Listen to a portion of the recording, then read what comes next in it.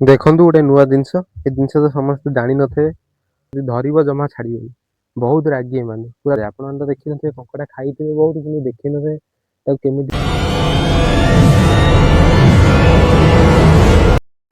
Hello guys, ଜୟ ଜଗନ୍ନାଥ। କେମିତି ଅଛନ୍ତି? ସମସ୍ତେ ଭଲରେ ଅଛନ୍ତି ତ? ଆଶା କରୁଛି ମହାପ୍ରଭୁଙ୍କ ଦୟାରୁ ସମସ୍ତେ ଭଲରେ ଥିବେ। ଆସନ୍ତୁ ଆଜି ଗୋଟେ ନୂଆ ଜିନିଷ ଆଣିଛି ଆପଣମାନଙ୍କ ସାଙ୍ଗରେ ସମସ୍ତଙ୍କୁ ଦେଖେଇବି। ଆଜି ଗୋଟେ ନୂଆ ଜିନିଷ ଆଣିଛି, ଦେଖିବା ଆସନ୍ତୁ। ଦେଖନ୍ତୁ ଗୋଟେ ନୂଆ ଜିନିଷ, ଏ ଜିନିଷ ତ ସମସ୍ତେ ଜାଣିନଥିବେ। ସମସ୍ତ ଏରିଆରେ ଏ ଜିନିଷ ସବୁ ନଥାଏ। ଦେଖନ୍ତୁ କେଡ଼େ ବଡ଼ଟା, ନିହାତି କିଲେ ଖଣ୍ଡେ ହବ। ଦେଖନ୍ତୁ ତାକୁ ଯାଉ ଉପରକୁ ଟେକିବା, ଦେଖନ୍ତୁ କେମିତି ଆସିବ। କେତେ ମୁଁ ଏହାକୁ ଖୋଲି ଆଣିଛି, ଦେଖନ୍ତୁ କେମିତି ତାର ଗୋଡ଼ ବାହାରିଛି। ଦେଖନ୍ତୁ କେମିତି ଗୋଡ଼ ବାହାରିଛି, କୁଦା କୁଦା। ଯଦି ଧରିବ ଜମା ଛାଡ଼ିବନି। ବହୁତ ରାଗି ଏମାନେ। ପୁରା ଦେଖନ୍ତୁ ତା ଗୋଡ଼ ଟିକେ କେମିତି ହେଇଛି, ପୁରା ଦେଖନ୍ତୁ କେତେ ବଡ଼ ଗୋଡ଼ ତାର ଦିଟା, ବାହାର କରୁନି।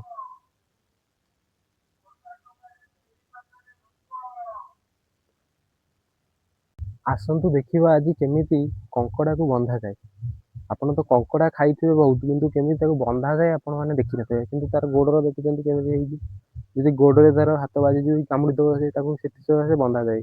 ଦେଖନ୍ତୁ ଆଜି କେମିତି କଙ୍କଡ଼ାକୁ ବନ୍ଧାଯାଏ। ଆପଣମାନେ ତ ଦେଖିନଥିବେ, କଙ୍କଡ଼ା ଖାଇଥିବେ ବହୁତ କିନ୍ତୁ ଦେଖିନଥିବେ ତାକୁ କେମିତି ଲୋକମାନେ ବାନ୍ଧିକି ନିଅନ୍ତି। ଦେଖନ୍ତୁ ଫାଷ୍ଟ ଗୋଟେ ଯୋଉଠି ହଉ ଥୋଇଦେବେ।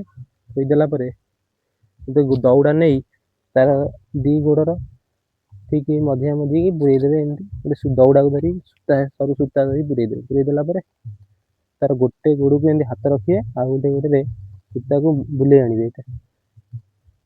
ଗୋଟେ ଗୋଡ଼ରେ ଏମିତି ସୂତାକୁ ବୁଲେଇ ଆଣିବେ।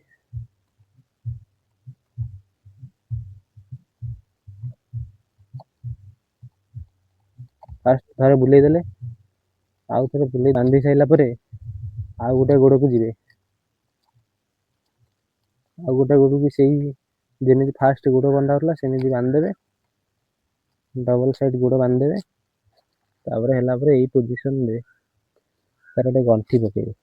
ଏଇ ପୋଜିସନରେ ମିଡିଲ ପୋଜିସନରେ ଗୋଟେ ଗଣ୍ଠି ପକେଇଦେବେ। ଟାଇଟ୍ କରି ଗୋଟେ ଗଣ୍ଠି ପକେଇବେ, ଆଉ ସେ ହଲଚଲ ହେବାନି। କଙ୍କଡ଼ା ବନ୍ଧା ତ ମୁଁ ଆପଣମାନଙ୍କ ସାଙ୍ଗରେ ସେୟାର କଲି। ଦେଖନ୍ତୁ କଙ୍କଡ଼ାଟା ପୁରା ବାନ୍ଧି ଆଣିଛି। ଏହିପରି ଭାବରେ ମୋ ଭିଡ଼ିଓକୁ ଲାଇକ୍, ସବସ୍କ୍ରାଇବ୍, କମେଣ୍ଟ କରନ୍ତୁ, ଯେମିତି ମୁଁ ଉତ୍ସାହିତ ହେଇ ଆହୁରି ନୂଆ ନୂଆ ଭିଡ଼ିଓ କରାଇ ଆପଣମାନେ ଦେଖନ୍ତୁ। ଦୟାକରି ସବସ୍କ୍ରାଇବ୍ ଗୋଟେ, ଲାଇକ୍ ଗୋଟେ କରିଦିଅନ୍ତୁ। ରହୁଛି, ଜୟ ଜଗନ୍ନାଥ।